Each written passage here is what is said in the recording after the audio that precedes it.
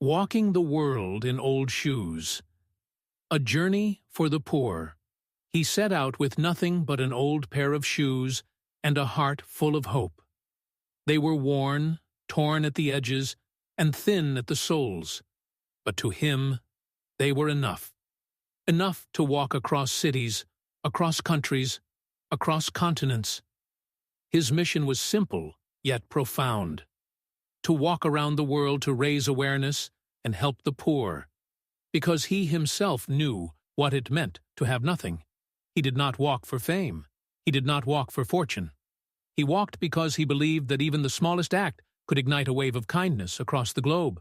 His old shoes became a symbol of sacrifice, of resilience, of unwavering love for humanity. His life had been hard from the beginning. Born into poverty, he understood hunger. He understood the cold nights with no blanket, the long days without a proper meal, the feeling of being invisible to a fast-moving world. But instead of letting bitterness consume him, he turned his pain into a powerful drive to make a difference. When he first announced his plan, many laughed. They told him, "It's impossible. You have nothing. How can you help anyone when you yourself are so poor?" But he knew that true wealth had nothing to do with money. True wealth was compassion. It was courage. It was the willingness to keep going even when everything seemed against you. And so, with his old shoes and a small backpack, he began his journey. Every step he took was a step of gratitude and purpose. He walked through deserts, where the scorching sun beat down upon his head and the ground burned his feet through the thin soles. He walked through snowstorms where the cold pierced his skin and the wind almost blew him away. Yet he never gave up, not once. Along the way, he met thousands of people. Some offered him a meal. Some gave him a place to rest. Some joined him for a few miles, moved by his story. And many donated whatever they could, a few coins, a few dollars, all of which he sent to shelters, food banks, orphanages, and communities in need. His old shoes became more battered with every passing mile. Holes grew bigger, threads unraveled, but he refused to replace them. "These shoes carry the spirit of the journey," he said. "They remind me of where I came from and why I must keep going." He walked for the single mother who worked 3 jobs just to put food on the table. He walked for the orphan child who dreamed of a warm bed and a loving hug. He walked for the elderly man who spent his days alone on a park bench. He walked for those who had been forgotten by the world, and he carried all their hopes with him, step after step, country after country. There were days when he was sick, days when blisters covered his feet, and every step felt like stepping on knives, days when he had no place to sleep and had to curl up under a bridge or in a field. Days when he felt so lonely that the only thing keeping him going was the memory of why he started. Yet he pressed on, because the world needed someone to remind it that compassion still existed, that kindness was not dead, that even the poorest person could make a difference if their heart was rich with love. His life was poor by material standards, but his spirit was rich beyond measure. He gave all he had, his time, his energy, his dreams, his very life, for others. Not because he was forced to, but because he chose to. And for that, we owe him our deepest thanks. Thank you for showing us that heroism does not always come dressed in fine clothes or drive luxury cars. Sometimes it walks quietly in old, tattered shoes, with a humble smile and a heart that beats for the world. Thank you for reminding us that no one is too small, too poor, or too broken to make a difference. Thank you for every blister, every tear, every night you spent shivering in the cold, every mile you walked so that others might have a little more hope. Thank you for choosing love over bitterness, giving over taking, and perseverance over defeat. You are the light in a world that often feels too dark. You are the proof that one person can indeed change the world. You are the voice for the voiceless, the strength for the weary, the hope for the hopeless. We see your worn-out shoes, and we understand. Every scuff, every tear, every worn-down sole tells a story. A story of sacrifice, a story of endurance, a story of love.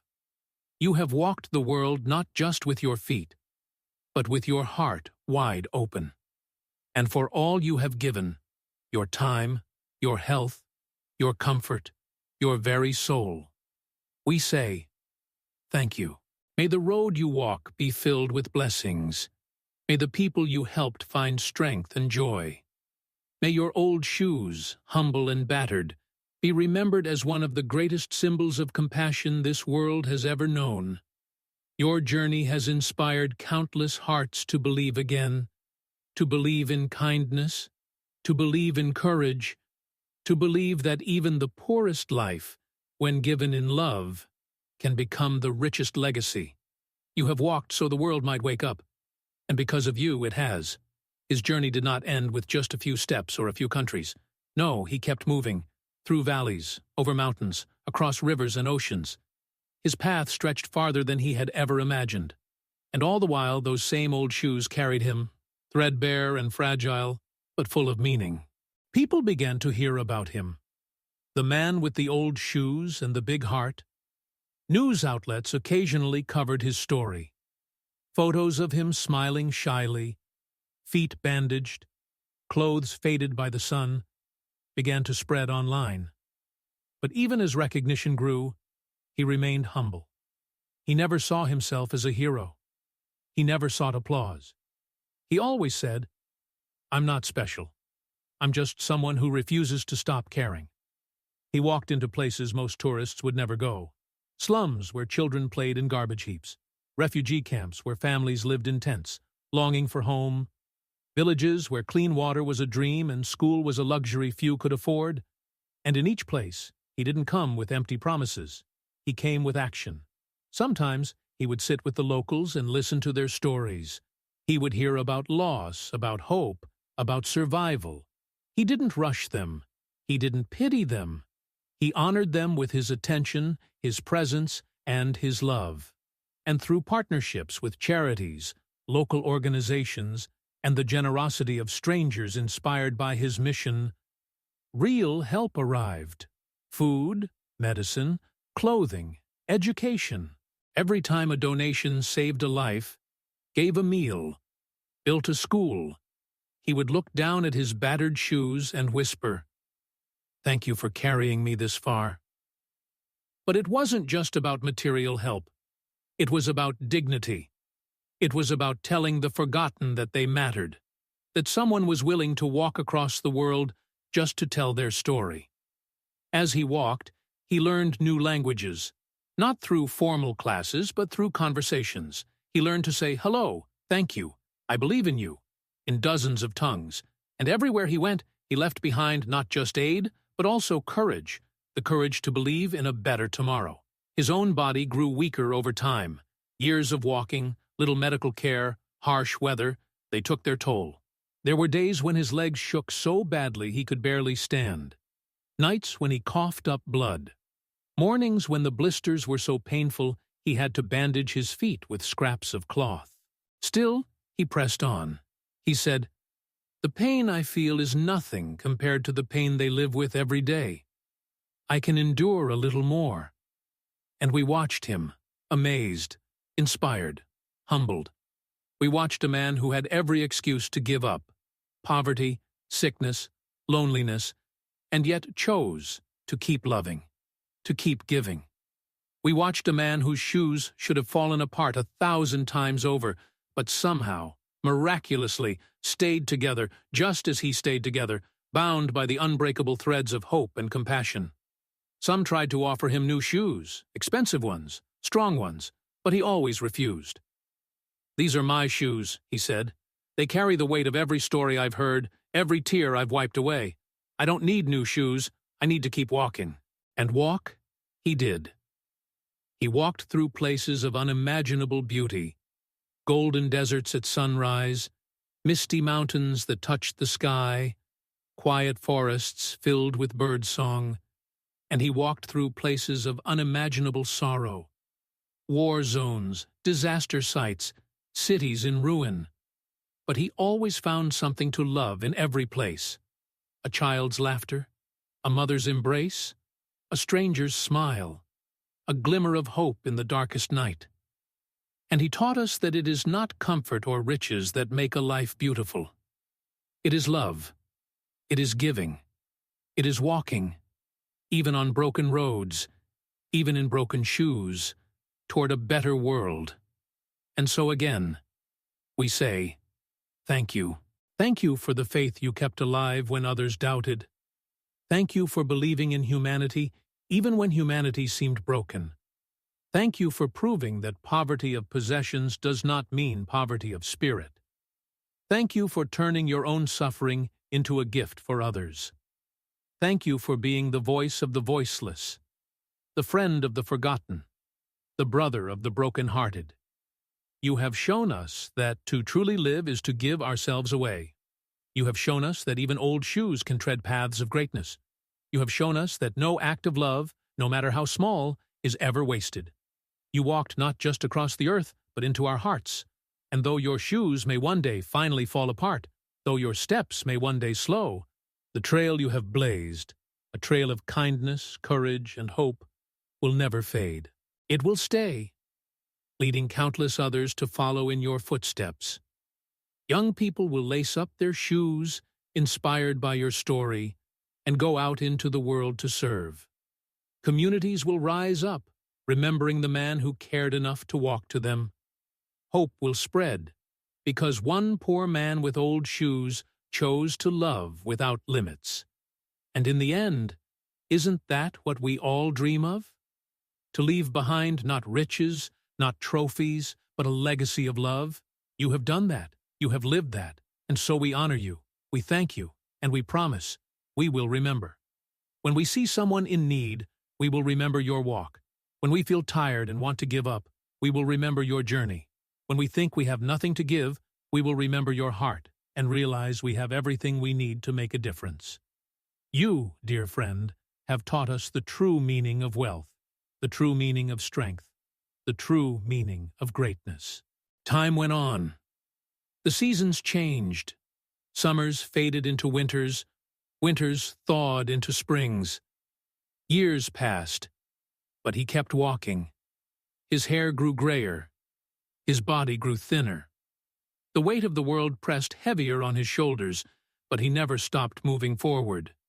He often said, "As long as my heart beats and my legs can carry me, I will walk."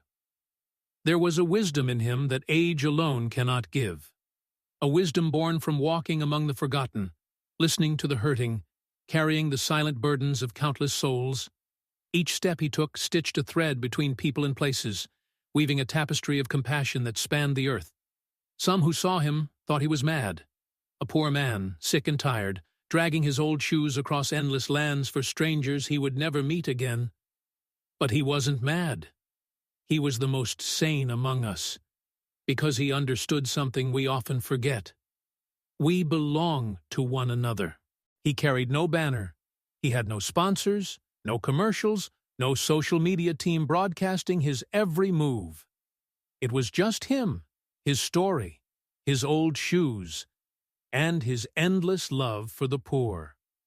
There were moments of great beauty along his journey. Moments when a poor child, with nothing to offer, ran up and gave him a wildflower picked from the roadside. Moments when an old woman placed a hand on his head and blessed him in a language he did not understand, but whose meaning he felt in his bones. Moments when the sun rose over a distant mountain and he stood alone on a dusty path, feeling the whole world breathing with him. These were the treasures he collected, not gold, not jewels, but memories of pure kindness, exchanged without expectation. He often smiled quietly when people asked him why he wore the same old shoes. "They are broken, just like the people I walk for," he said. "But still, they go on. Still, they carry me." Time went on. The seasons changed. Summers faded into winters. Winters thawed into springs. Years passed, But he kept walking. His hair grew grayer. His body grew thinner. The weight of the world pressed heavier on his shoulders, but he never stopped moving forward. He often said, "As long as my heart beats and my legs can carry me, I will walk." There was a wisdom in him that age alone cannot give, a wisdom born from walking among the forgotten, listening to the hurting, carrying the silent burdens of countless souls. Each step he took stitched a thread between people and places, weaving a tapestry of compassion that spanned the earth. Some who saw him thought he was mad. A poor man, sick and tired, dragging his old shoes across endless lands for strangers he would never meet again. But he wasn't mad. He was the most sane among us, because he understood something we often forget. We belonged to one another. He carried no banner. He had no sponsors, no commercials, no social media team broadcasting his every move. It was just him, his story, his old shoes, and his endless love for the poor. There were moments of great beauty along his journey. Moments when a poor child, with nothing to offer, ran up and gave him a wildflower picked from the roadside. Moments when an old woman placed a hand on his head and blessed him in a language he did not understand, but whose meaning he felt in his bones. Moments when the sun rose over a distant mountain and he stood alone on a dusty path, feeling the whole world breathing with him. These were the treasures he collected, not gold, not jewels, but memories of pure kindness, exchanged without expectation. He often smiled quietly when people asked him why he wore the same old shoes. "They are broken, just like the people I walk for," he said. "But still, they go on. Still, they carry me." His old shoes had crossed deserts, jungles, rain-soaked cities, and frozen tundras. The soles, thin as paper, barely protected his feet. Every step was a prayer, a promise to those who could not walk away from their suffering. There were times when he was too weak to continue, times when he collapsed by the roadside, burning with fever, shaking with exhaustion.